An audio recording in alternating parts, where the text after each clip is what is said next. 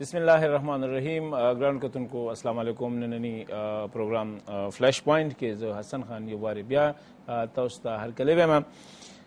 ګران کتونکو د اسامه بن لادن د مرګ نه پس اسامه خو مړ شو او که څنګه چې پاکستان اعلی حکام وي او څنګه چې د امریکې اعلی حکام وي چې هغه اوس د تاریخ حصه جوړه شوې ده. ولې په پاکستان کې چې کوم بحث روان شوی دی هغه دا خبره نه ده چې اسامه مړ شو یا اسامه هلته کې و یا اسامه هلته کې نه.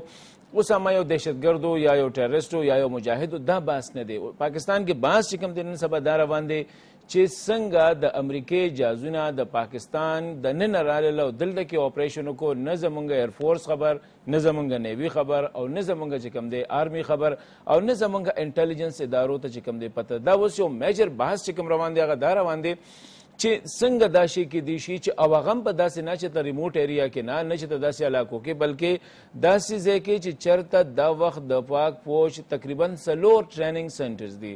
ایبټ آباد یو داسې ځای دی چې هلته کې غټې چې کوم ټریننګ سنټر دي هغه د فرنټیر فورس رجمنټ کوم ته چې اف اف رجمنټ وي هغه د بلوچ رجمنټ ته ورسره اے ایم سی آرمي میډیکل کورس چې کوم دی هغه هم دلته کې. او دې سره سره د ملک چې کوم پریمیر اداره ده د ټریننګ ملټري ټریننګ انټرنیشنلی نون هغه د پاکستان ملټري اکیډمي کاکول هغه هم دلته کې ده. بله خبره دا ده چې دا واقعیا شوې ده نو دا بالکل د ملټري اکیډمي کاکول سره خوا کې یو 100 کیلومتر په فاصله باندې یو 100 میټره فاصله باندې چې کوم دی دا کار شوی دی.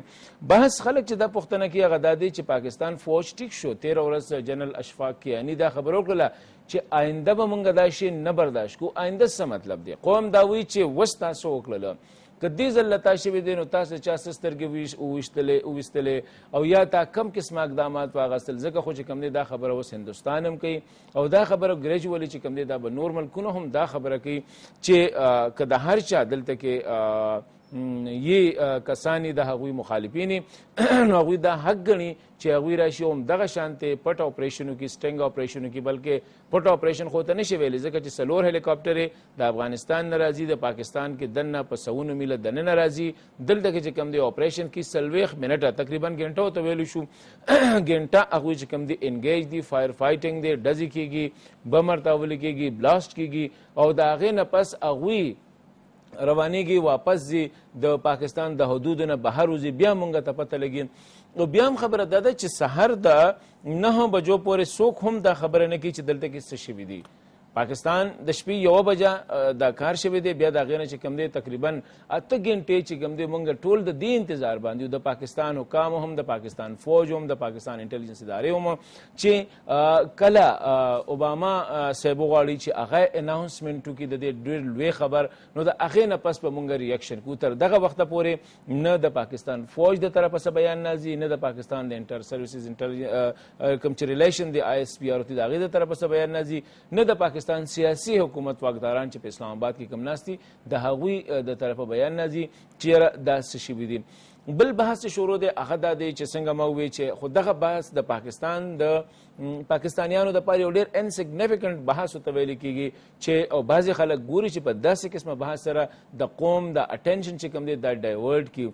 دوی دا خبره کوي چې اسامه شته یا نشته. پښتو کې یو خبره ده منګې مات شو مات نه شو خو اواز یې لاړ. که اسامه و او که نه امریکایانو د پاکستان په زړه کې دننه بالکل باډي کې دننه چې کوم دی هغوی اپریشن وکړو او د هغې نه پس نه صرف دا دی چې هغوی واپس لاړله بلکې هغه خپل ټارګټ چې کوم هغه هم یې اچیو کړو. ګرانو کتونکو په دې باندې هم په دې موضوع باندې موږ د مختلف تجزیه نګارو سره خصوصي توګه د ډیفنس انالیسټ سره خبره کوو چې زموږ د ایرفورس سکردارو زموږ د انټیلیجنس ایجنسو سکردارو زموږ د فوج سکردارو چې په داسې حالت کې چې 2 غنټې لګي خلک راځي او دا زموږ بیا سنسټیو انسټالیشن بس مستقبل کې سي. دا وخت زموږ سره په لاین باندې هغلی سجاد حیدر صاحب دی. هغلی سجاد حیدر صاحب د ایئر کموڈور پاکستان ایئر فورس نه ریٹائرڈ دی. سجاد حیدر صاحب السلام علیکم. وعلیکم السلام. بہت شکریہ سجاد حیدر صاحب وقت دینے کا. سجاد حیدر صاحب یہ سوال میرا وہی تقریباً جو چل رہا ہے 1 ہفتے سے یہی بحث چل رہی ہے.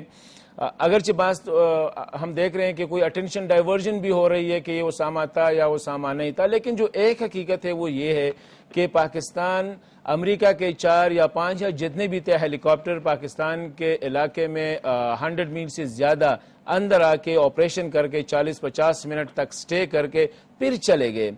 عام آدمی کے ذہن میں جو سوال ہے وہ یہ ہے کہ اگر وہ جو سٹیل ہیلی کاپٹر تھے آپ کے ریڈار سے یا ہمارے ریڈار سے وہ چھپے تھے، تو آ کے یہاں پہ جو فائر فائٹنگ ہو رہی تھی اور ایبٹ آباد جیسے علاقے میں، تو کیسے یہ ہو سکتا ہے کہ وہ ہماری کولیبوریشن کے بغیر چلے جائے اور آج ہم اس پہ رو رہے ہیں کہ ہمیں بتایا نہیں گیا ہے؟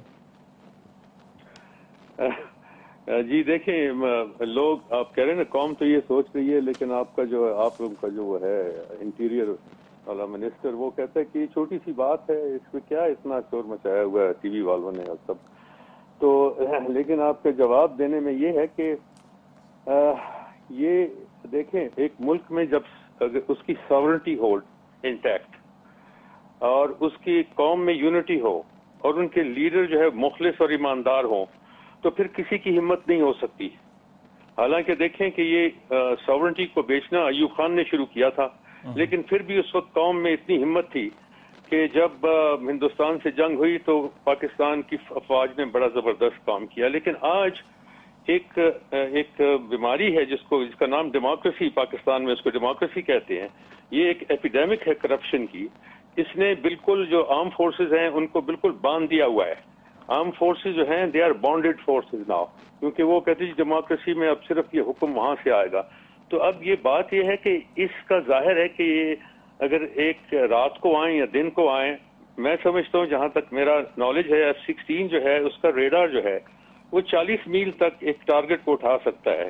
اور یہ جو ہیں ہمارے جہاز جو ہیں یہ دن رات 24 گھنٹے، یعنی 1958 میں آپ دیکھیں کہ 1958 میں ہندوستان کا ایک جہاز آیا تھا عید کے روز، اور ہم نے اس کو عید کے روز مار گرایا تھا. اینڈ ہی واز فلائنگ بیانڈ دی انویلپ آف فائٹر کی جو کیپبلٹی، اس سے بیانڈ وہ کر رہا تھا. تو آج کے زمانے میں F-16 جو ہے اور ہمارے ریڈار جو ہیں ہر جگہ لگے ہوئے ہیں. دیز آر ڈاپلر ریڈارز. یہ چاہے زمین کے کتنے قریب جہاز دشمن کا آ رہا ہو اس کو اٹھا سکتا ہے. پھر یہ جو سویڈن سے انہوں نے جہاز لیے یہ کس لیے ہیں؟ ان کا کوئی مطلب ہے یا نہیں؟ ان کو امپلائی کیوں نہیں کیا جاتا دن رات؟ سجاد حیدر صاحب، یہ ساری چیزیں جو ہے نا، یہ ساری چیزیں معاف کیجیے ایک منٹ، یہ ساری چیزیں تبھی ہو سکتی ہیں جہاں پولیٹیکل ول ہو، جہاں پولیٹیکل لیڈرز ہوں ایسے جن کو کہ قوم کی عزت کا کوئی احترام ہو. لیکن یہاں تو کوئی ایسی چیز نہیں ہے، یہ تو بکے ہوئے لوگ ہیں. سجاد حیدر صاحب، یہ جو آپ نے کہا کہ ہمارے پاس کیپیبلٹی بھی ہے، اور لیکن یہ جو کور کمانڈر کانفرنس کے بعد جو کہ سٹیٹمنٹ آیا کہ ہاں ہماری فیلئر تھی، مطلب ہے کہ ملٹری کی فیلئر تھی کہ ان کو ڈیٹیکٹ کیا جاتا. یہ کام تو ان کا تھا نا کہ یہ ڈیٹیکٹ کرتے پھر آگے بتا دیتے کہ کوئی آیا ہے. سرے سے نہ ہمارے ایئر فورس کو پتا ہے، نہ ہمارے آرمی کو پتا ہے، نہ ہمارے انٹیلیجنس ایجنسیز کو پتا ہے. پولیٹیکل لیڈرز ٹھیک ہے کرپٹ ہیں اور قوم کہتی ہے کہ کرپٹ ہے، لیکن ہمارے ملٹری لیڈرشپ نے کیا کیا؟ اسی پہ تھوڑا سا کمنٹ کریے. دیکھیں میں بتاؤں گا آپ کو کہ یہ تو جب تک اس کی انکوائری نہ کی جائے، کیونکہ میں نہیں یقین کر سکتا کہ یہ ہیلی کاپٹر جہاں پہ آپریٹ کیا انہوں نے آ کے اور جس طرح کیا ہے کہ ان کو پک اپ نہیں کی گیا. دیٹ از امپاسبل. کیونکہ اور جو 30 منٹس جو کیا ہے تو یہ بہت زیادہ وقفہ ہے. پاکستان ایئر فورس کی کیپیبلٹی میں اس وقت آپ کو بتاؤں کہ ایبٹ آباد پہنچنے میں فرام دا ٹائم کہ ان کو پتہ لگے کہ یہ ایک یعنی ہوسٹائل ہمارے ریڈار پہ آیا ہے،